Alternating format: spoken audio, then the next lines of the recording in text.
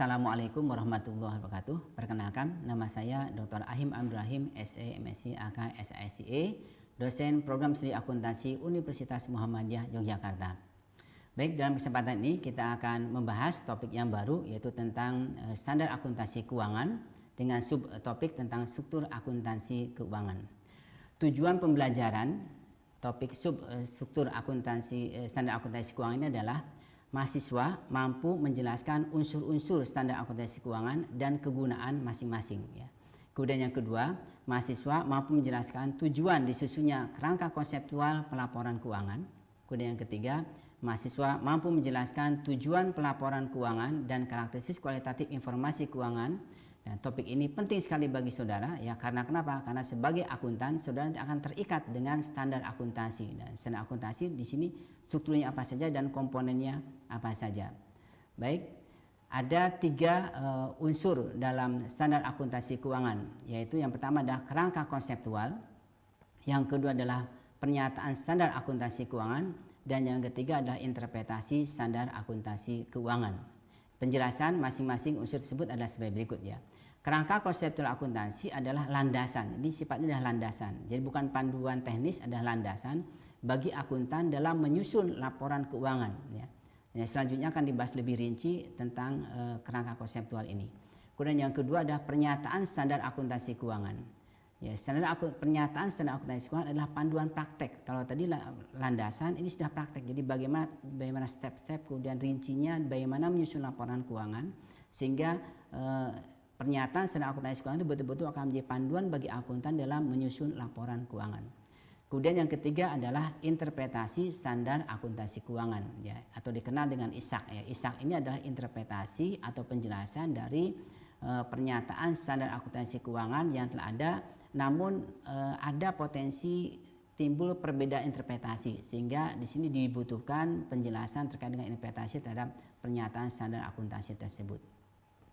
Baik, selanjutnya adalah Dewan Standar Akuntansi Keuangan dan Dewan Standar Akuntansi Syariah. Ada dua ya Dewan Standar ini, ada Dewan Standar Akuntansi Keuangan dan ada Dewan Standar Syariah, telah menyusun dua kerangka konseptual, yaitu kerangka konseptual pelaporan keuangan, ini adalah akuntansi umum, dan yang kedua adalah kerangka dasar penyusunan dan penyajian laporan keuangan syariah, ini khusus untuk akuntansi syariah. Kerangka konseptual pelaporan keuangan ini adalah kerangka konseptual yang disusun oleh Dewan Standar Akuntansi Keuangan untuk menyusun laporan keuangan pada perusahaan-perusahaan yang transaksinya adalah transaksi akuntansi konvensional, sehingga nanti laporan keuangannya memang berbasis pada akuntansi konvensional. Sedangkan kerangka dasar penyusunan dan penyajian laporan keuangan syariah disusun oleh Dewan Standar Akuntansi Keuangan Syariah yang digunakan sebagai landasan dalam penyusunan laporan keuangan pada entitas yang menjalankan kegiatan yang sesuai dengan prinsip syariah, misalnya perbankan syariah, asuransi syariah, hotel syariah, dan lain-lain. Baik, kerangka konseptual disusun dengan beberapa tujuan ya. Ada tiga tujuan utama. Yang pertama adalah membantu Dewan Standar Akuntansi Keuangan, tadi DSAK tadi ya, dalam menyusun, mengkaji, dan mengembangkan standar akuntansi keuangan. Karena standar akuntansi akan terus berkembang ya. Ketika berkembang, lalu bagaimana landasannya dalam mengembangkan standar akuntansi, yaitu menggunakan kerangka konseptual tadi. Kemudian yang kedua, membantu bagi penyusun laporan keuangan dalam menerapkan standar akuntansi keuangan. Standar akuntansi keuangan yang jadi panduan tadi ketika diterapkan harus mengacu kepada landasannya. Landasannya apa? Ya kerangka konseptual tadi. Jadi ada landasan, ada panduan praktek ya. Panduan praktek ini ketika diterapkan harus mengacu kepada landasannya, yaitu kerangka konseptual tadi ini. Kemudian yang ketiga, membantu auditor dalam memberikan opini dalam hal kesesuaian laporan keuangan dengan standar akuntansi keuangan. Jadi ketika ada laporan keuangan diaudit oleh auditor, maka apakah laporan keuangannya itu sesuai dengan standar atau tidak, itu juga mengacu kepada kerangka konseptual. Nah, ini yang menjadi tambahan yang keempat adalah membantu pengguna dalam menginterpretasikan informasi yang terkandung dalam laporan keuangan. Jadi pengguna laporan keuangan itu tidak semuanya akuntan ya. Sehingga bagaimana para pengguna laporan keuangan ketika menginterpretasikan, memahami laporan keuangan itu menggunakan kerangka konseptual ini. Baik, kita jelaskan secara lebih rinci apa itu kerangka konseptual ya. Kerangka konseptual itu menjelaskan tiga hal utama. Yang pertama adalah tujuan pelaporan keuangan, nanti akan kita bahas ya. Yang kedua, karakteristik kualitatif informasi keuangan, dan yang ketiga terkait dengan definisi, pengakuan serta pengukuran unsur-unsur laporan keuangan. Nah, yang ketiga ini nanti kita bahas dalam pertemuan berikutnya. Baik, kita bahas yang pertama yaitu tujuan pelaporan keuangan ya. Tujuan pelaporan keuangan adalah menyediakan informasi keuangan bagi pengguna untuk pengambilan keputusan. Ini sudah dibahas di awal ya. Ada dua kata kunci di situ, yaitu informasi keuangan dan pengguna laporan keuangan. Ya, kata kunci yang pengguna sudah dibahas sebelumnya. Nah, kata kunci kedua adalah informasi keuangan. Di sini maksudnya apa ya? Di sini ada informasi keuangan ini akan digunakan untuk pengambilan keputusan. Pertanyaan adalah, apakah semua informasi keuangan berguna untuk pengambilan keputusan? Nah, jawabannya adalah tidak semua informasi keuangan dapat digunakan untuk pengambilan keputusan. Hanya informasi keuangan yang memiliki karakteristik kualitatif tertentu yang dapat digunakan untuk pengambilan keputusan. Ya, jadi tidak semua informasi keuangan dapat digunakan untuk pengambilan keputusan. Hanya informasi keuangan yang punya karakteristik tertentu yang dapat digunakan untuk pengambilan keputusan. Apa saja karakteristiknya? Jawabannya ada dalam slide berikut ini ya. Jadi kita jawab agak cepat ini ya. Agar informasi keuangan dapat diolah untuk pengambilan keputusan bagi para akuntan dan para pengguna informasi keuangan, maka informasi keuangan harus memiliki karakteristik kualitatif fundamental dan karakteristik kualitatif peningkat ya. Jadi kalau karakteristik kualitatif fundamental ini artinya adalah informasi keuangan tersebut betul-betul tidak berguna untuk pengambilan keputusan apabila tidak memenuhi kriteria fundamental ini. Nah, sedangkan yang kedua, karakteristik kualitatif peningkat adalah informasi keuangan yang apabila memenuhi kriteria ini maka nanti tingkatan makna atau kualitas informasi akan menjadi lebih bermakna, lebih berkualitas ya. Mari kita bahas satu persatu terkait dengan karakteristik kualitatif tersebut. Yang pertama yaitu adalah karakteristik kualitatif fundamental. Apa saja? Yang pertama ya, bahwa setiap informasi keuangan supaya dapat berguna untuk pengambilan keputusan adalah relevan. Relevan itu artinya apa? Informasi keuangan yang diperoleh atau yang akan diolah itu harus memiliki keterkaitan dengan tujuan pengambilan keputusan. Ya, tujuan pengambilan keputusannya apa? Misalnya tujuan pengambilan keputusan pembiayaan. Ya berarti kan kalau pembiayaan bagi perbankan, lembaga keuangan akan membutuhkan informasi berapa aset perusahaan. Kemudian perusahaannya itu sebelumnya punya hutang atau tidak, hutangnya besar atau sedikit. Kemudian berapa laba yang dihasilkan setiap bulan, setiap tahun.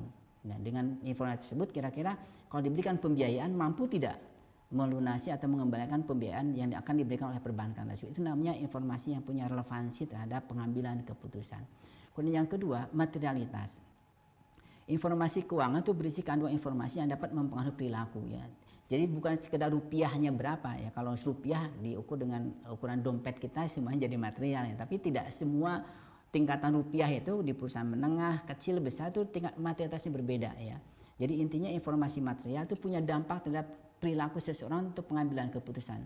Kalau berapapun rupiahnya bagi dia tidak berpengaruh ya berarti bagi dia tidak material. Jadi informasi yang disajikan ya yang akan digunakan oleh para pengambil keputusan dan informasi yang material itu nanti akan punya dampak berpengaruh terhadap pengambilan keputusan bagi pengguna laporan keuangan tersebut.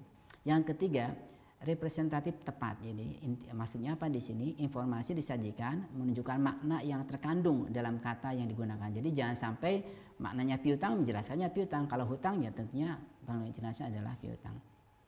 Kemudian yang terakhir adalah prinsip dasar yang mengatakan bahwa penerapan karakteristik fundamental. Artinya ketiga kriteria tersebut harus diterapkan dalam kriteria informasi keuangan. Nah, kriteria yang kedua adalah karakteristik kualitatif peningkat. Ya, terdiri adalah keterbandingan. Maksudnya keterbandingan. Jadi informasi itu tidak statis ya.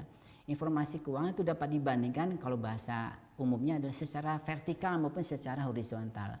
Artinya bisa dibandingkan posisi dan kinerja keuangan antar waktu. Jadi perusahaan yang sama tahun kemarin, tahun sebelumnya atau dengan tahun ini itu tren laporan keuangannya seperti apa kinerja keuangannya. Itu berarti dibandingkan antar waktu. Sedangkan bisa juga dibandingkan dengan perusahaan yang berbeda waktunya sama. Jadi perusahaan A, B, C, D dibandingkan kinerjanya, keuangannya pada tahun ini. Yang kedua adalah keterverifikasian. Jadi informasi keuangan harus dapat diuji kesahihannya. Jadi kalau misalnya di dalam laporan keuangan ada aset nilainya misalnya 10 juta. 10 juta itu dulu dibelinya berapa? Kemudian sudah dipakai berapa lama ya. Misalnya dulu nilainya 15 juta, kok sekarang menjadi 10 juta. Jadi perubahan angka dari 15 juta ke 10 juta itu bagaimana bukti verifikasinya itu harus bisa diuji ya.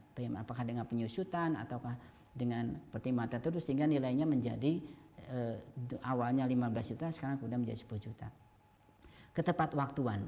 Jadi informasi dapat digunakan untuk pengambilan keputusan apabila informasi tersebut disajikan tidak kadaluarsa untuk pengambilan keputusan. Ya, kalau saudara ingin mencari diskon beli sepatu, ternyata diskonnya berlaku habis berlakunya kemarin itu. Artinya informasi tersebut ya sudah tidak tepat waktu, tidak bisa untuk pengambilan keputusan karena terlambat, sudah kadaluarsa. Yang keempat, keterpahaman. Informasi keuangan mudah dipahami oleh masyarakat pada umumnya ya, karena tidak semua informasi akuntansi digunakan oleh akuntan. Jadi bagaimana format, bentuk, ya, kemudian pos-pos yang ada dalam laporan keuangan itu betul-betul bisa dibuat sederhana dan bisa mudah dipahami oleh orang lain. Sehingga betul-betul informasi akuntansi bisa bermanfaat kepada setiap orang yang berinteraksi dalam usaha atau dalam konteks bisnis ini. Dan yang kelima tentunya adalah penerapan karakteristik dari peningkat tersebut. Baik, saya rasa demikianlah penjelasan tentang standar akuntansi keuangan dengan topik struktur akuntansi keuangan. Dan mudah-mudahan materinya bisa memberikan manfaat buat saudara sehingga saudara paham, saudara sebagai akuntan paham bahwa kalau saudara berpraktik sebagai akuntan keuangan harus paham terhadap standar akuntansi dan standar akuntansi itu komponennya apa saja dan karakteristik kualitatifnya itu apa saja sehingga betul-betul saudara bisa menghasilkan informasi yang benar-benar dapat bermanfaat untuk pengambilan keputusan. Baik, terima kasih. Kita tutup pertemuan ini dengan membaca hamdalah bersama-sama. Alhamdulillah amin. Wabillahi taufiq wal hidayah. Wassalamualaikum warahmatullahi wabarakatuh.